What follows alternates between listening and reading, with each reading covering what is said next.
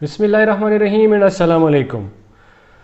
Dear viewers, आज हम बात करेंगे एक बहुत ही ख़तरनाक बीमारी पे, चूँकि बड़ी ईद करीब आ रही है और हम सब ने ज़बीहा करना है।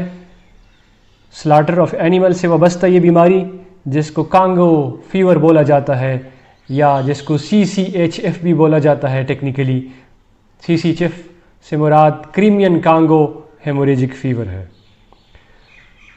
आज हम इस बीमारी पे डिटेल से बात करेंगे, जो कि एक बढ़ती हुई एक राइजिंग थ्रेट है उन सब लोगों के लिए जो कि एनिमल स्लाटर से या एनिमल हैंडलिंग से वाबस्ता है।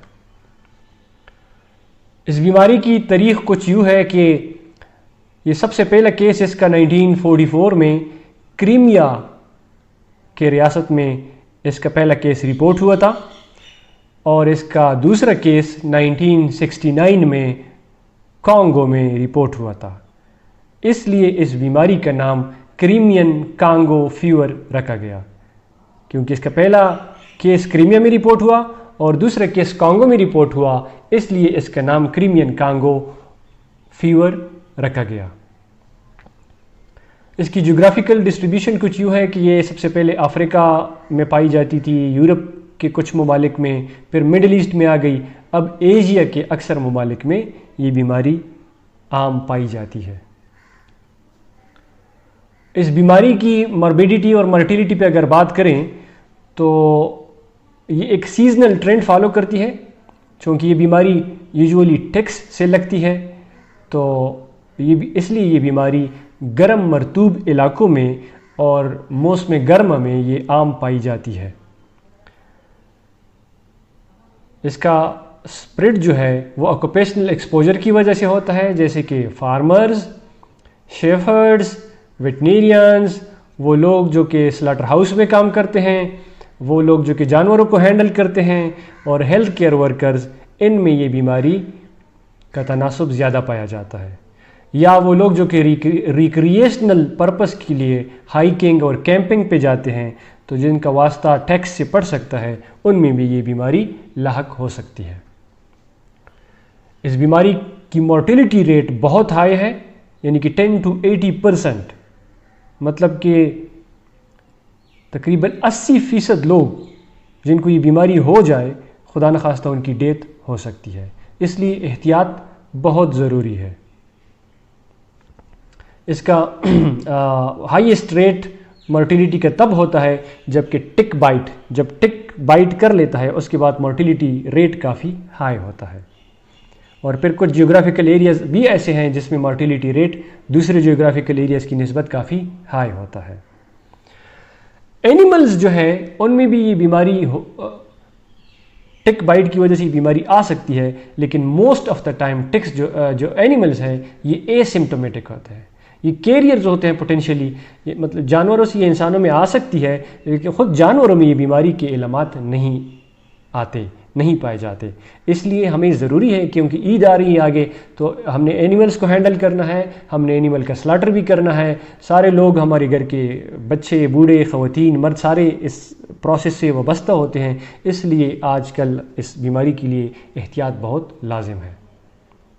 ह्यूमन को ट्रांसमिशन कैसे होती है? मुख्तलिफ सोर्सेज के थ्रू हो सकती है, जिसमें सबसे पहले है टिक्स बाइट, दूसरा है कॉन्टैक्ट विद इन्फेक्टेड या क्रश टिक्स। अगर टिक्स एनिमल पे है, आप उसको उठा के क्रश कर लेते हैं तो और वो उसमें टिक में ये वायरस पाया जाता हो, तो ये बीमारी इंसानों को लग सकती है। इसलिए crushing of the tick is strictly prohibited. कभी भी टिक को आप हाथों से क्रश ना करें। Contact with infected animal tissues, जो जानवर जिनमें ये इन्फेक्शन हो सकता है, अगर हम उसके टिश्यूज़ को, ब्लड को टच करते हैं तो ये इंसानों में भी आ सकती है। या अगर मिल्क जो दूध है वो पास्चराइज्ड ना हो, वो बाइल्ड ना हो, उसको हम कंज्यूम कर ले तो भी ये एक सोर्स है इस बीमारी का। या जो बंदे इन्फेक्टेड होते हैं, उन इन्फेक्टेड बंदों से भी ये दूसरे बंदों को भी मुंतकिल हो सकती है, और ब्लड और टिश्यू इसका एक मेन सोर्स है। इस बीमारी का इंक्यूबेशन पीरियड 1 से लेकर 9 दिन तक हो सकता है, लेकिन यूजुअली ये पहले 2-3 दिनों में इसके साइन सिम्टम आने शुरू हो जाते हैं। इंसानों में ये बीमारी बहुत ख़तरनाक नौबत तक जा सकती है। इंसानों की सडन डेथ भी हो सकती है।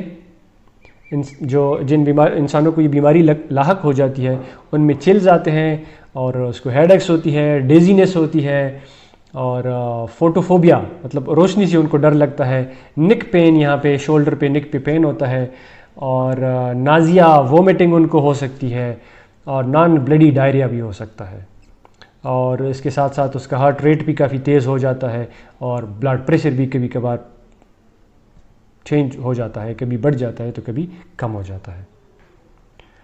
हेमोरेजिक फेज़ में जब ये बीमारी एंटर होती है तो रेशेस बदन पे आ जाते हैं, रेड कलर के रेशेस आ जाते हैं और वो उसमें रेशेस फट भी सकते हैं और जिससे ज़ख़म बन जाता है और पेशाब में भी ब्लड आना शुरू हो जाता है और जो बाकी जितने हमारे ओरिफिसेस है उनसे भी ब्लड का इखराज हो सकता है। ट्रीटमेंट, इस बीमारी का कोई स्पेसिफिक ट्रीटमेंट नहीं है, लेकिन जो एंटीवायरल मेडिसिन है वो इस बीमारी के ख़िलाफ़ भी यूज़ किए जा सकते हैं और पैसिव इम्यूनोथेरेपी भी की जा सकती है, जैसे कि हाइपर इम्यून सीरम इन्फेक्टेड लोगों को दिया जा सकता है। ये बात मैं बताता चलूँ कि जो जानवर बीमार होते हैं इस बीमारी से वो यूजुअली एसिम्प्टोमेटिक होते हैं और जब इंसान उन जानवरों को टच करता है या उनका गोश्त खाता है या उनका दूध लेता है तो ये बीमारी जानवरों से इंसानों में लाहक हो सकती है।